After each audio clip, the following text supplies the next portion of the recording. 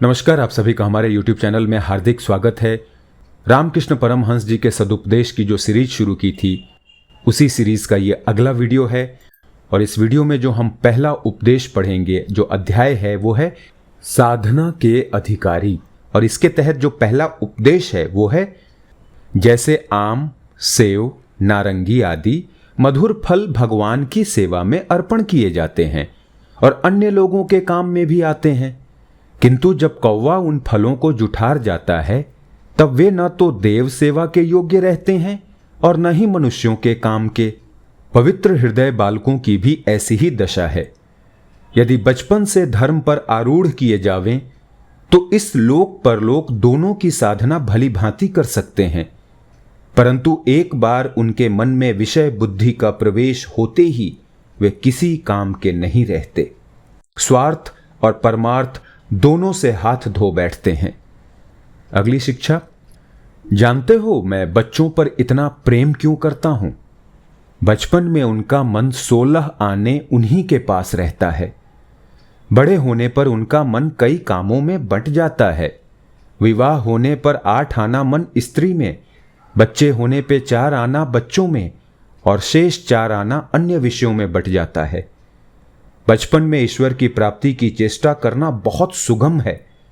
बुढ़ापे में ईश्वर प्राप्ति करना बहुत कठिन है, क्योंकि उस समय मन बिखरा रहता है। अगली शिक्षा, जिस तोते के गले में कंठी निकल आती है वो फिर किसी प्रकार पढ़ना सीख नहीं सकता, किंतु बचपन में स्वल्प परिश्रम से भी वो पढ़ना सीख जाता है। इसी प्रकार वृद्धावस्था में ईश्वर के प्रति मन स्थिर करना बहुत कठिन है, किंतु बचपन में ये काम सहज ही हो जाता है। अगली शिक्षा, एक सेर दूध में 1 छटाक पानी मिला हो तो स्वल्प आंच से ही उसका मावा बन जाता है, किंतु 1 सेर दूध में 3 पाव पानी मिला हो तो अधिक आंच देने और अधिक लकड़ियां जलाने पर मावा तैयार होगा। बाल्यावस्था में विषय वासना बहुत कम रहती है, अतः उस समय स्वल्प परिश्रम से ही ईश्वर की ओर मन लग जाता है, किंतु वृद्धावस्था में वासनाओं की विपुलता होने के कारण उक्त कार्य बहुत श्रम साध्य हो जाता है। अगली शिक्षा, जैसे कच्चे बांस की छड़ी नवाने से नव जाती है, किंतु सूखा बांस नवाने से टूट जाता है, इसी प्रकार बच्चों का मन सहज ही ईश्वर की ओर झुकाया जा सकता है, किंतु बूढ़ों का मन ईश्वर की ओर आकर्षित करने से उससे अवश्य ही दूर भागता है। अगली शिक्षा, मनुष्यों का मन मोतियों की लड़ी के समान है। वो एक बार टूटी की उसका संभलना कठिन हो जाता है। इसी प्रकार मनुष्य का मन एक बार संसार में लग जाने पर फिर उसका स्थिर करना कठिन हो जाता है। अगली शिक्षा पढ़ते हैं, सूर्योदय के प्रथम दही मथने से जैसा उत्तम मक्खन उठता है, धूप तेज हो जाने पर वैसा अच्छा मक्खन नहीं उठता। इसी प्रकार बाल्यकाल से ईश्वरानुरागी होकर जो साधन भजन करते हैं वे जैसी सिद्धि पाते हैं वैसी सिद्धि अन्य नहीं पाते। अगली शिक्षा, वासनाहीन मन सूखी दिया सलाई के समान है। उसे एक बार घिसो कि वो झट जल जाती है, किंतु सिली दिया सलाई 1000 बार घिसने पर भी नहीं जलती। इसी तरह सरल, सत्यनिष्ठ और निर्मल चित्त व्यक्ति को एक बार उपदेश देते ही ईश्वरानुराग उत्पन्न हो जाता है। विषयासक्त पुरुष को हजारों बार उपदेश देने से भी कुछ नहीं होता। अगला अध्याय पढ़ेंगे, इसका नाम है साधकों की भिन्नता। और इसके तहत जो पहला उपदेश मिलता है वो है, साधक 2 प्रकार के होते हैं। एक वे जिनका स्वभाव बंदर के बच्चे के समान होता है।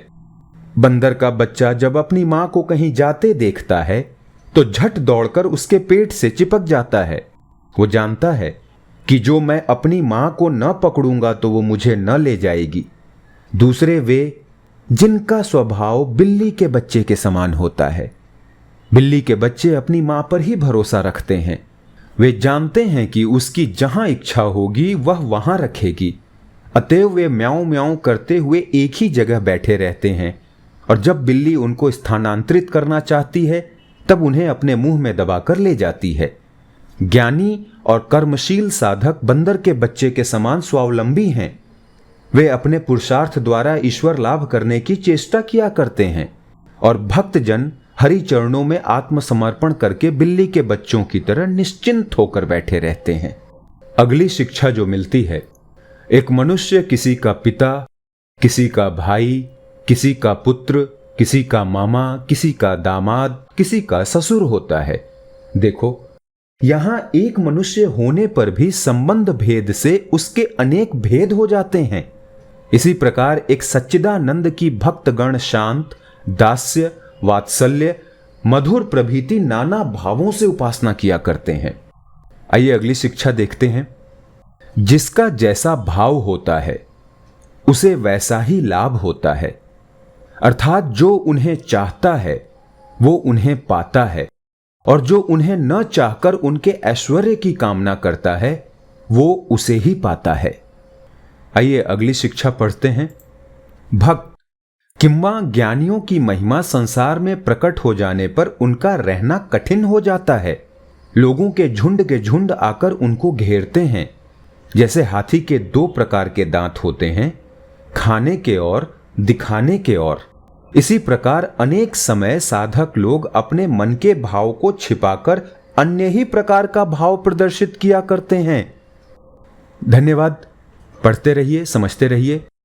कई लोगों के मन में इस तरह की बातें पढ़कर लगता है कि इसका फायदा क्या हो रहा है हमें सामाजिक जीवन में।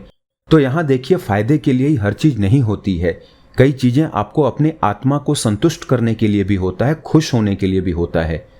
यदि आप भौतिक व्यक्ति हैं, आप भौतिक चीजों से खुश होते हैं कि आपकी सैलरी बढ़ गई, आपने नई कार ले ली, आपने नया घर ले लिया, नया बैंक बैलेंस आपका तैयार हो गया, तो वो आपके लिए सही है।